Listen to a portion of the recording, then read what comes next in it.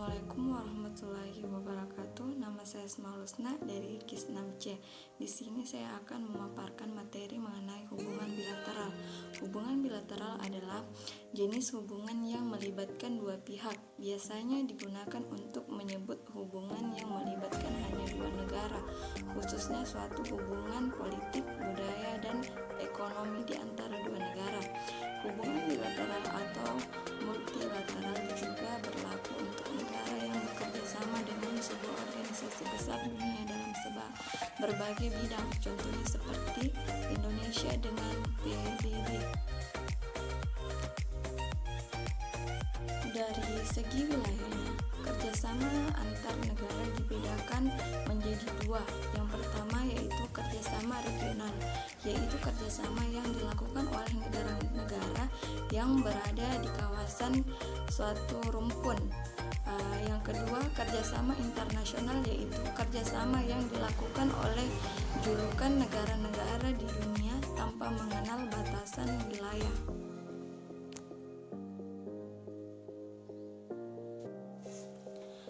Materi yang kedua yaitu kurs atau nilai tukar. Pengertian kurs atau nilai tukar adalah nilai atau harga mata uang sebuah negara yang diukur atau dinyatakan dalam mata uang negara lain. Adapun jenis-jenis kurs, yang pertama yaitu kurs jual. Di mana kurs jual ini adalah bank atau pedagang falas membeli valuta asing.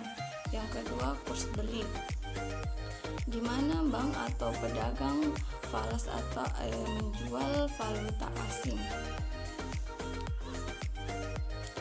Kurs tengah adalah istilah yang digunakan untuk gabungan antara kurs jual dan beli. Jadi kurs jual ditambah dengan kurs beli, kemudian dibagi dua. Adapun faktor-faktor yang mempengaruhi nilai kurs, yang pertama yaitu kebijakan pemerintah, yang kedua tingkat inflasi. Ekspor impor, yang pertama yaitu tarif. Biaya yang harus dibayar adalah pungutan yang dikenakan terhadap barang ketika masuk atau keluar batas negara. Tarif biasanya dihubungkan dengan proteksionisme, kebijakan ekonomi yang membatasi perdagangan luar negara. Untuk alasan politik, tarif umumnya dikenakan pada barang impor, meskipun juga dikenakan pada barang yang diekspor. Dulu persentase tarif terhadap sumber penerimaan negara sangatlah tinggi dibandingkan dengan saat ini ketika pengiriman barang tiba pada kawasan pabean atau pelabuhan. Petugas pos pengawasan barang dan mengenakan biaya masuk sesuai dengan ketentuan perundang-undangan yang mencoba menghindar tarif dikenakan dengan penyelundupan. Pajak adalah iuran rakyat kepada negara berdasarkan undang-undang, sehingga dapat dipaksakan dengan tidak mendapatkan balasan jasa secara langsung. Fungsi pajak. Di sini saya hanya menjelaskan dua fungsinya saja. Yang pertama yaitu fungsi anggaran, yaitu sebagai sumber pendapatan negara. Pajak berfungsi untuk membiayai pengeluaran negara. Yang kedua, fungsi mengatur. Pemerintah bisa mengatur pertumbuhan ekonomi melalui pajak. Bisa digunakan sebagai alat untuk mencapai tujuan. Dumping adalah politik dagang yang menetapkan harga jual di luar negeri lebih rendah dari harga normal. Tujuan dari dumping adalah untuk meningkatkan pangsa pasar di luar negeri dengan mematikan persaingan. Materi yang selanjutnya yaitu strategi obor. Adapun di sini definisi obor adalah sebuah program visi global yang dicadangkan oleh Presiden Tiongkok. Program ini dicetuskan untuk memperlihatkan bentuk keseriusan Tiongkok dalam rangka menghadapi persaingan global. Adapun tujuan ekonomi obor adalah untuk mengatasi kondisi ekonomi jangka pendek yang menekannya, sehingga perlu dicarikan jalan keluar. Materi yang selanjutnya yaitu Indonesia dalam perdagangan internasional. Perdagangan internasional adalah sebuah kegiatan jual beli yang dilakukan dua pihak yang berbeda negara. Perdagangan ini bukan hanya melibatkan antar negara saja. Pihak individu maupun perusahaan yang melakukan perdagangan dengan pihak dari negara lain juga disebut perdagangan internasional. Adapun manfaat perdagangan nasional, di sini saya akan menyebutkan 5. Yang pertama yaitu menjalin persahabatan antar negara. Yang kedua, memperoleh barang yang tidak dapat diproduksi di negara sendiri. Yang ketiga, memperoleh keuntungan dari spesialisasi. Yang keempat, memperluas pasar dan menambah keuntungan. Yang kelima, transfer teknologi modern. Adapun faktor-faktor yang mendorong suatu negara melakukan perdagangan internasional, di sini saya akan menyebutkan 4. Yang pertama yaitu faktor alam atau potensi alam. Yang kedua, untuk memenuhi kebutuhan barang dan jasa dalam negeri. Yang ketiga, keinginan memperoleh keuntungan dan meningkatkan pendapatan negara. Yang terakhir, adanya kesamaan selera terhadap suatu barang. Materi yang selanjutnya yaitu TKI dan devisa negara. Pengertian TKI. Pada pasal 1 ayat 2 Undang-Undang Nomor 13 Tahun 2003 tentang Ketenagakerjaan dinyatakan bahwa tenaga kerja adalah setiap orang yang mampu melakukan pekerjaan guna menghasilkan barang atau jasa, baik untuk memenuhi kebutuhan sendiri maupun untuk masyarakat. Adapun macam-macam TKI di sini terbagi menjadi 2. Yang pertama, TKI yang bekerja di luar negeri yang memang memiliki skill di bidang tertentu, contohnya orang yang bekerja di perusahaan asing di luar negeri.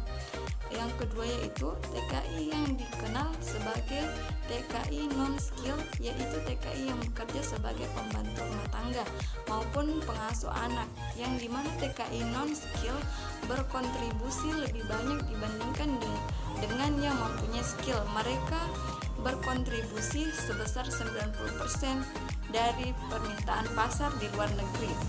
Problematika TKI sebagai penghasil devisa negara. Indonesia tidak bisa memungkiri bahwa keberadaan para pekerja migran memiliki peran yang penting bagi perekonomian nasional. Sumbangsi para TKI tidak bisa dipandang sebelah mata bila ditinjau dari jumlah remitansi atau uang kiriman TKI dari luar negeri. Sebagai perbandingan, remitansi dari buruh migran lebih tinggi dari jumlah dana yang dikumpulkan pemerintah lewat program amnesti pajak. Ada materi yang selanjutnya yaitu badan-badan kerjasama ekonomi internasional. Yang pertama yaitu IMF adalah lembaga Bretton Woods yang didirikan pada tahun 1994 dan berpusat di Washington DC, Australia, namun memulai beroperasi pada tahun 1947. IMF dirancang untuk menghindari terulangnya kebijakan ekonomi buruk yang turun mengakibatkan depresi besar atau Great Depression pada tahun 1930. Yang kedua yaitu World Bank adalah organisasi global yang bekerja untuk memberikan pinjaman kepada negara-negara berkembang untuk membantu mereka menghilangkan kemiskinan. Yang ketiga, ASEAN atau Perhimpunan Bangsa-Bangsa Asia Tenggara adalah organisasi kawasan yang mewadahi kerjasama antar negara di Asia Tenggara sejak tahun 1967. Yang keempat yaitu APEC adalah Kerjasama Ekonomi Asia Pasifik. APEC didirikan pada tahun 1987, bertujuan mengukuhkan pertumbuhan ekonomi dan mempererat komunitas negara-negara di Asia Pasifik. Merupakan forum yang terbentuk dan berkembangnya dipengaruhi antara lain oleh kondisi politik dan ekonomi dunia saat itu yang berubah secara cepat di Uni Soviet dan Eropa Timur. Yang kelima yaitu Uni Eropa adalah organisasi kerjasama regional di bidang ekonomi dan politik negara di Eropa. Juga merupakan organisasi antar pemerintahan dan supranasional yang beranggotakan negara-negara Eropa. Yang keenam yaitu Liga Arab adalah sebuah organisasi yang terdiri dari negara-negara Arab.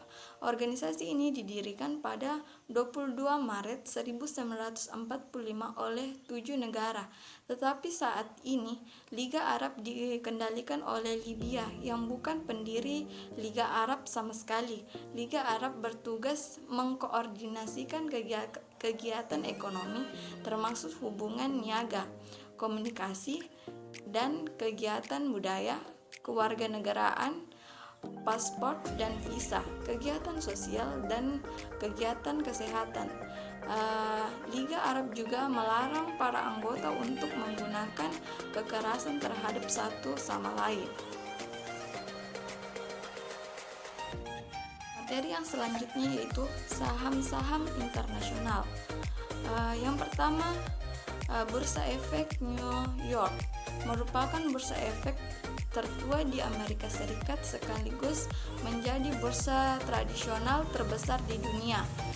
Yang kedua, KLSE dikenal sebagai Bursa Saham Kuala Lumpur, adalah sebuah perusahaan induk bursa yang memberikan layanan berbeda yang berkaitan dengan perdagangan derivatif dan sekuritas dan lain-lainnya. Materi yang selanjutnya yaitu kebijakan luar negeri.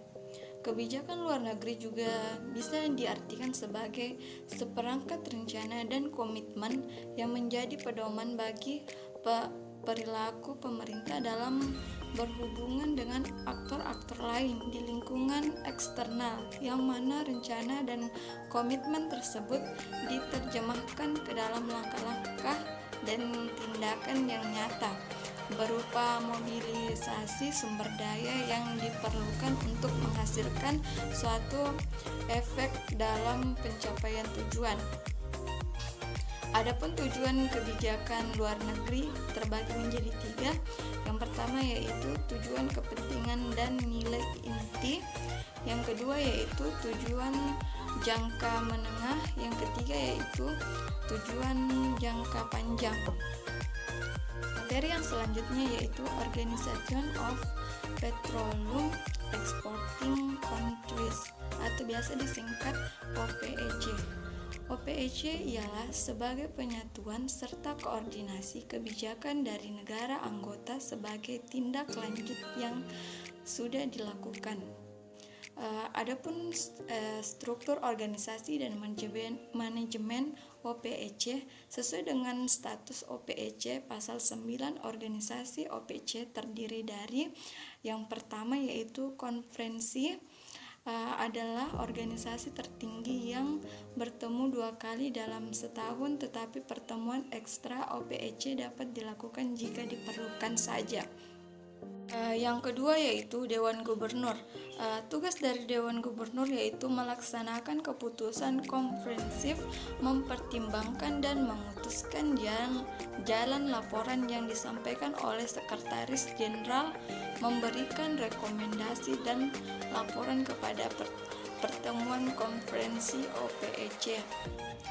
membuat anggaran keuangan organisasi dan menyerahkan kepada sidang konferensi setiap tahun, mempertimbangkan semua laporan keuangan dan menunjuk seorang auditor untuk masa tugas selama 1 tahun. Yang terakhir yaitu sekretariat adalah pelaksanaan eksekutif organisasi sesuai dengan status dan pengarahan dari Dewan Gubernur. Sekretaris Jenderal adalah wakil resmi dari organisasi yang dipilih untuk periode 3 tahun dan dapat diperpanjang 1 kali untuk periode yang sama. Sekian video dari saya, kurang lebihnya mohon dimaafkan. Wassalamualaikum warahmatullahi wabarakatuh.